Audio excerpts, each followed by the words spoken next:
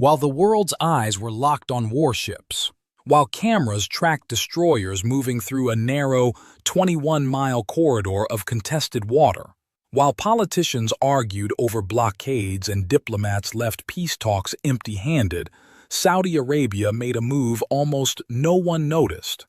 Not loud, not dramatic, but powerful.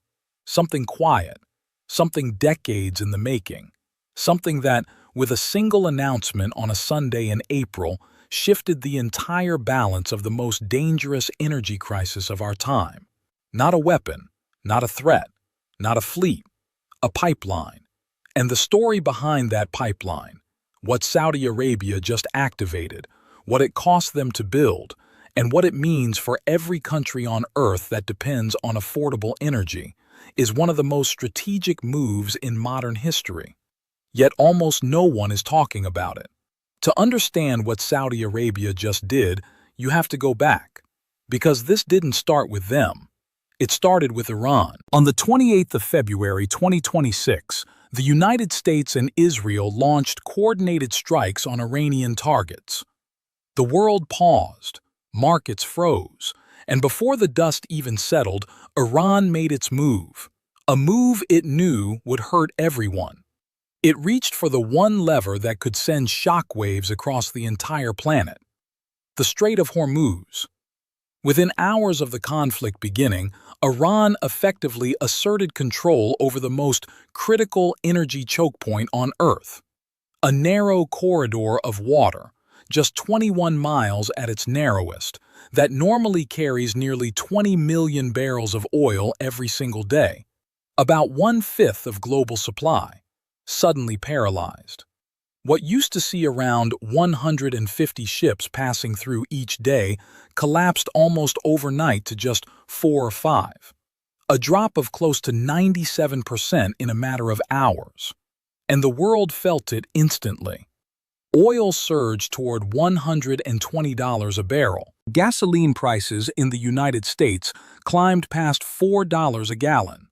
Factory input costs across Asia surged. European energy bills spiked. Countries that had built their entire economic models around the reliable daily flow of Gulf crude began making contingency calculations they hoped they would never have to make. And Saudi Arabia? Saudi Arabia had already made those calculations, decades ago. Here is the thing that almost every commentator missed in the first days of the crisis. Saudi Arabia had prepared for this exact scenario. Not recently, not hastily, not as a panic response.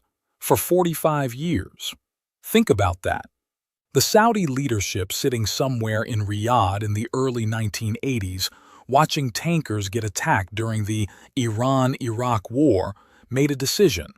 They would build a way out. They would construct a pipeline so massive, so ambitious, that if the Strait of Hormuz ever truly closed, Saudi Arabia could still get its oil to the world. They built it. They maintained it for 4 decades. They quietly expanded its capacity. And on February 28, 2026, the moment the strikes on Iran began, Saudi Arabia activated it within hours. The East-West pipeline, known in the industry as the Petro Line, is one of the most impressive pieces of infrastructure ever built in the Arabian Peninsula. 1,200 kilometers of steel pipe crossing the entire width of Saudi Arabia. From the oil-rich eastern province, where the kingdom's legendary fields sit beneath the desert floor, all the way across the country to the Red Sea port of Yanbu on the western coast. A direct highway for crude oil that has absolutely nothing to do with the Strait of Hormuz. It passes through no contested waters. No Iranian missile can close it. No patrol boats can charge a toll to use it. The pipeline runs underground, across the desert, entirely within Saudi territory, connecting the heartland of global oil production to an export terminal on a completely different sea. It was conceived at the height of the Iran-Iraq War, precisely because Saudi Arabia understood, earlier and more clearly than most, that geographic vulnerability at Hormuz was a permanent structural risk. Not a theoretical one, not a distant one, a real one that could materialize at any moment, and that moment had finally arrived. When the pipeline was originally built, it had a capacity of 5 million barrels per day. Impressive by any measure, but nowhere near enough to replace the 20 million barrels that normally flow through Hormuz. Saudi Arabia knew this, and Saudi Arabia had already planned for it. In the years after 2019, when Houthi drone strikes briefly knocked out a significant portion of Saudi production, Aramco's engineers began a quiet, technical conversion project. Running alongside the main crude oil pipeline are parallel pipes that were originally built to carry natural gas liquids, products like ethane, propane, and butane, destined for the kingdom's petrochemical facilities. Through a massive and complex engineering undertaking, those pipes were gradually reconfigured to carry crude oil instead. The result? 2 million additional barrels per day of capacity. Suddenly, the pipeline could move 7 million barrels every single day. 7 million barrels of Saudi crude flowing westward across the desert to the Red Sea, bypassing a choke point that Iran now controlled.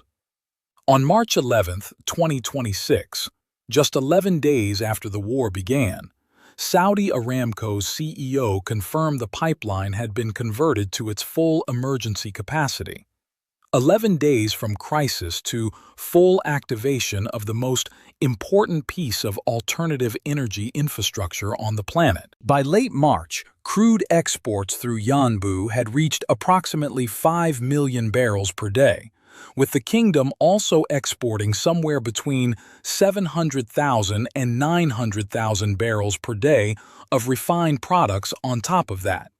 Saudi Arabia, which has long nurtured a reputation as the world's oil supplier of last resort, had put its contingency plan to work with remarkable speed.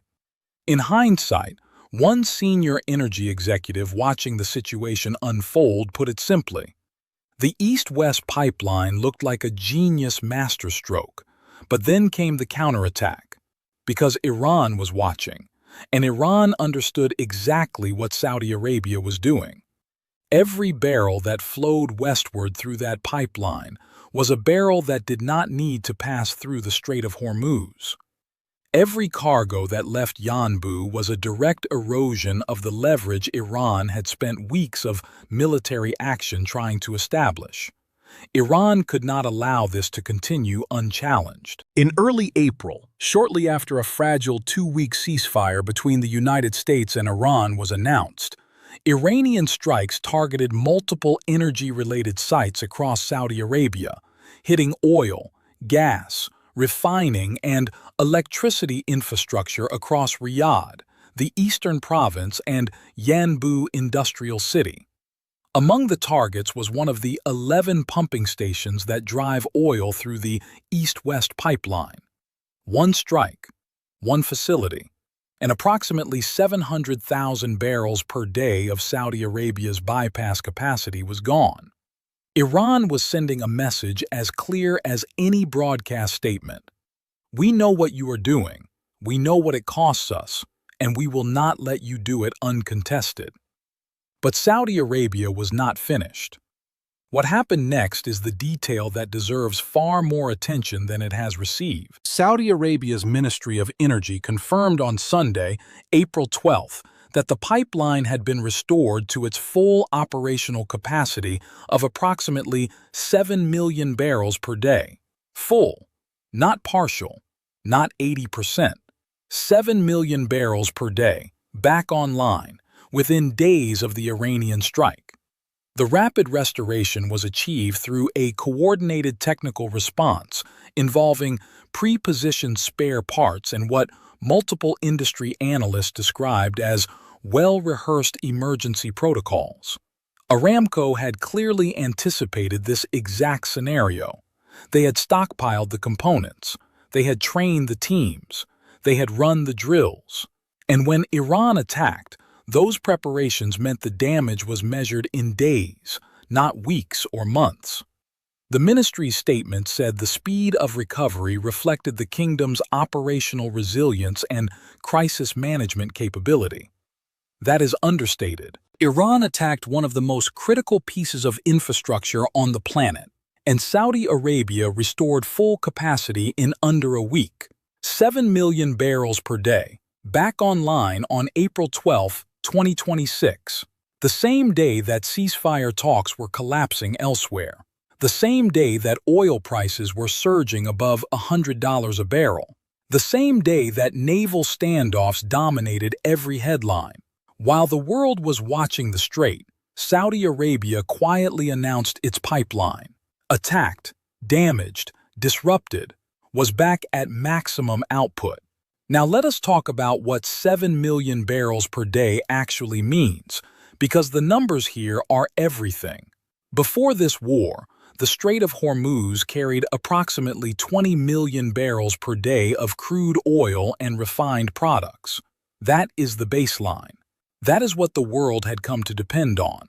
7 million barrels through the petrol line represents roughly a third of that total. Add the contribution from the UAE's Abu Dhabi crude oil pipeline, which runs from onshore fields to the port of Fujairah on the Gulf of Oman, bypassing Hormuz entirely, and the picture improves somewhat.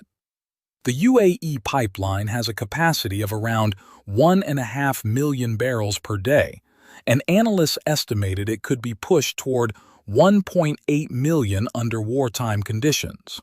Together, Saudi Arabia and the UAE could potentially route close to 9 million barrels per day through alternative channels. That is an extraordinary feat of logistics and infrastructure. It is also less than half of what normally flows through Hormuz. The gap is not a rounding error. It is enormous. Kuwait has no comparable bypass infrastructure at all. Iraq's proposed pipeline across Jordan has been stuck in planning stages for over a decade without construction beginning. Qatar's LNG exports, a completely separate and even more acute problem we will return to, cannot simply be rerouted through a pipeline. The countries that sit entirely on the wrong side of the choke point have no equivalent escape valve. But even the 7 million barrels that the petrol line can move westward runs into another constraint at the far end, the port. Getting oil out of a pipeline is only half the challenge. Getting it onto ships and out to the world requires berths, tankers, pilots, cranes, storage, and the physical capacity to handle the volumes involved. Yanbu was not designed to be the primary export terminal for the world's largest oil producer. It was built as a secondary outlet, a release valve. In normal times, it handles around 11 to 12 supertanker loadings per month. In March 2026, it handled 47, nearly 4 times the normal pace. Every piece of port infrastructure, pilot boats, tugboats, loading arms, berth schedules, was compressed to its operational limits. Supertankers carrying up to 2 million barrels each were queuing off the Red Sea coast, waiting for a berth to come free.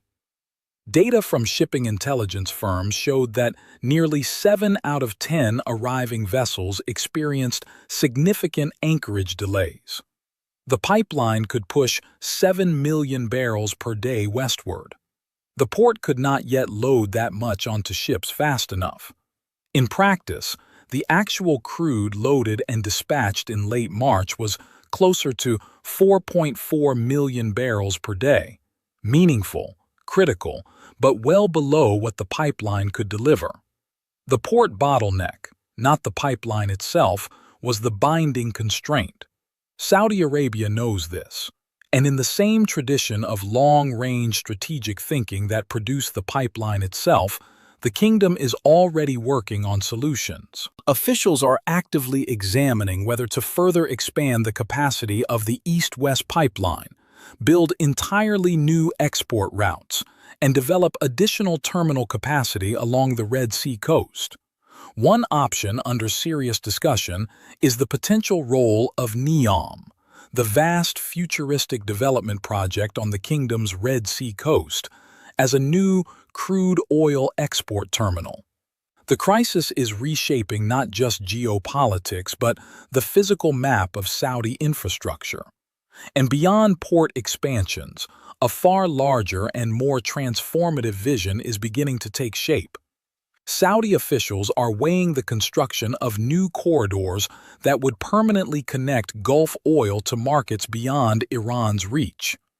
One project that has gained fresh and urgent relevance is the India-Middle East-Europe Economic Corridor, known as IMEC, a framework first signed at the G20 summit in New Delhi in September 2023. The corridor envisions linking India by sea to the Gulf, then running an integrated network of rail lines, pipelines, and ports overland through the UAE, Saudi Arabia, Jordan, and Israel, before connecting to Mediterranean and European markets. It was originally conceived as a trade and logistics initiative, a geopolitical counterweight to China's Belt and Road Initiative. But in 2026, its energy dimension has taken on an entirely different urgency. Consider the full scale of what this would actually mean.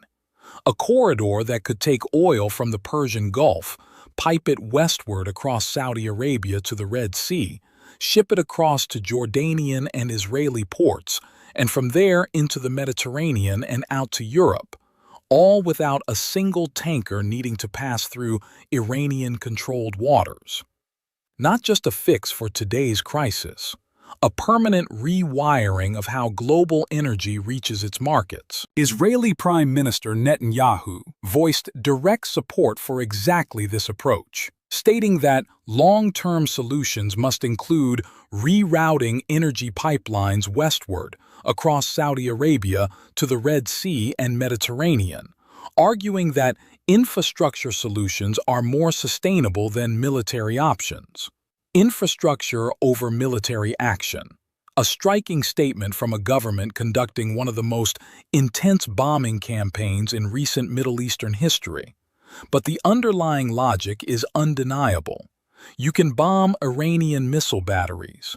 You can send destroyers through the strait. You can clear mines and negotiate ceasefires. But as long as Iran sits on the northern shore of the Strait of Hormuz, as long as those 21 miles of water remain within range of Iranian coastal weapons, the fundamental vulnerability never fully disappears.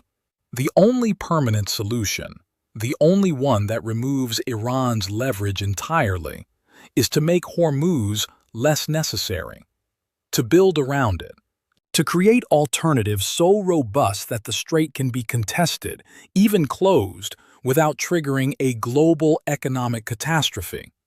That is what Saudi Arabia started doing 45 years ago. And that is what the kingdom is doubling down on today, in the middle of the greatest energy crisis of the 21st century. Analysts and senior advisors tracking these developments have noted what one called a shift from hypotheticals into operational reality. For years, alternative routes existed on paper, in conference presentations, think tank reports, and strategic planning documents that gathered dust because Hormuz was always open. Why spend billions on alternatives to something that worked? Now it does not work. And suddenly the alternatives are not hypothetical. They are urgent. They are being funded. They are being built. But even as we recognize the scale of what Saudi Arabia has achieved, we must be honest about the full picture, because 7 million barrels per day through a pipeline, as extraordinary as it is, does not solve everything, not even close. There is no bypass for liquefied natural gas. Qatar's Ras Laffan complex, the largest LNG facility on the planet, was struck by Iranian missiles in March 2026. Qatar Energy confirmed that 2 of its 14 liquefied natural gas processing trains were destroyed in the attack, removing approximately 17% of Qatar's entire LNG export capacity from the market. The repairs are expected to take 3 to 5 years. The CEO of Qatar Energy told Reuters that the disruption will sideline 12.8 million tons per year of output, affecting long-term supply contracts with customers in Europe and Asia. There is no pipeline equivalent to the petrol line for natural gas. LNG cannot simply be rerouted across the desert. It requires liquefaction plants, specialized tankers, and regasification terminals at the receiving end. The LNG crisis, unlike the crude oil crisis, has no quick bypass solution, no 45-year-old contingency waiting to be activated. Europe, which has been heavily dependent on Gulf LNG since the disruption of Russian pipeline supplies, faces a prolonged supply squeeze that no pipeline announcement can immediately address. And then there is a second choke point to consider. The Strait of Bab al-Mandab sits at the southern exit of the Red Sea.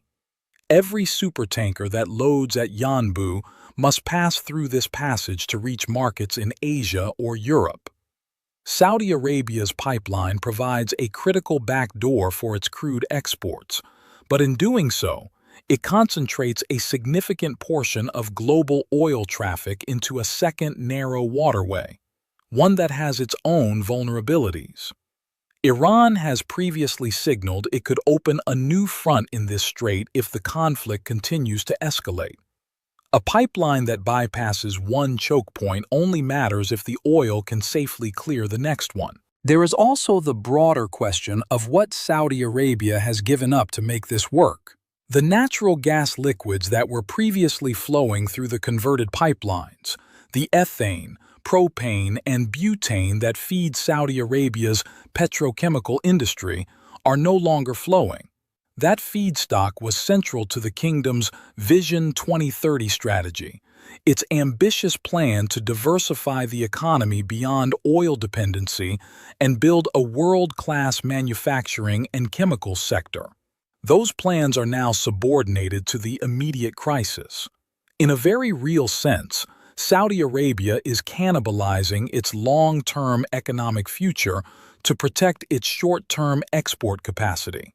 The kingdom is burning its seed corn to survive the winter, and even in the best possible scenario, even if the ceasefire holds and the strait reopens, the return to normal will not be quick.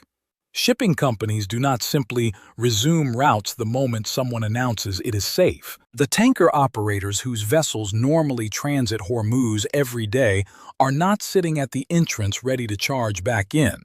They require insurance coverage, security assurances, and stable conditions that a fragile ceasefire cannot yet provide. Even if the Strait of Hormuz were to fully reopen tomorrow, analysts estimated it would still likely take until July for oil flows to return anywhere close to pre-war levels. That is 3 months from the time of this report, in the best-case scenario. 3 months during which the East-West pipeline carries a disproportionate weight of the entire global energy system. And that concentration of risk is the double-edged reality of what Saudi Arabia has achieved. It built something extraordinary. It activated it with remarkable speed. It repaired it with impressive efficiency after Iran attacked it. And in doing so, it has created a new vulnerability, a single artery through which a substantial portion of the world's remaining accessible oil now flows. A pipeline that Iran has already demonstrated it knows how to find and knows how to strike. One pipeline, one route. The global energy market balanced on infrastructure that was attacked just weeks ago and could be targeted again. Yet, the story of Saudi Arabia in this crisis is not only an engineering story, it is also a diplomatic one. Saudi Arabia is not simply building pipelines and hoping for the best. The kingdom has taken an active seat at the table in the effort to bring this crisis to a diplomatic resolution. As part of a coalition that includes Pakistan, Egypt, and Turkey, Saudi Arabia has been working to broker a pathway toward sustainable peace in the region. Riyadh understands, perhaps better than most capitals, that even the most resilient pipeline infrastructure cannot absorb a conflict that escalates beyond a certain threshold. The pipeline holds the system together. The diplomacy is what determines whether the system needs to be held together at all. So let us close with the full picture of what Saudi Arabia has done. Not one thing, but a constellation of things. A 45-year-old pipeline activated within hours of war breaking out. A technical conversion that added 2 million barrels per day of capacity to infrastructure that had never been operated at full scale. A rapid repair operation that restored complete flow within days of a direct Iranian military strike. A port operation running at 4 times its pre-war pace. An active and serious conversation about new pipelines, new terminals, new corridors, and new architecture that would permanently restructure how global energy reaches the markets that need it. And a diplomatic seat at the table, pushing for a resolution that would make all of this moot. The United States sent destroyers into the strait and called it a blockade. Iran issued warnings and launched drones. Negotiators flew back and forth across time zones and returned without agreements. But Saudi Arabia had built a way around the whole problem 45 years ago, maintained it through decades of peace, quietly upgraded it when the world wasn't watching, and activated it within hours when the world needed it most. That is not the move of a country caught off guard. That is the move of a country that understood, longer and more clearly than almost anyone, that the Strait of Hormuz was always a vulnerability, not just for them, but for the entire global economy, and that the only real power, the durable power, the power that outlasts any military standoff, comes not from who controls the choke point, but from who no longer needs it.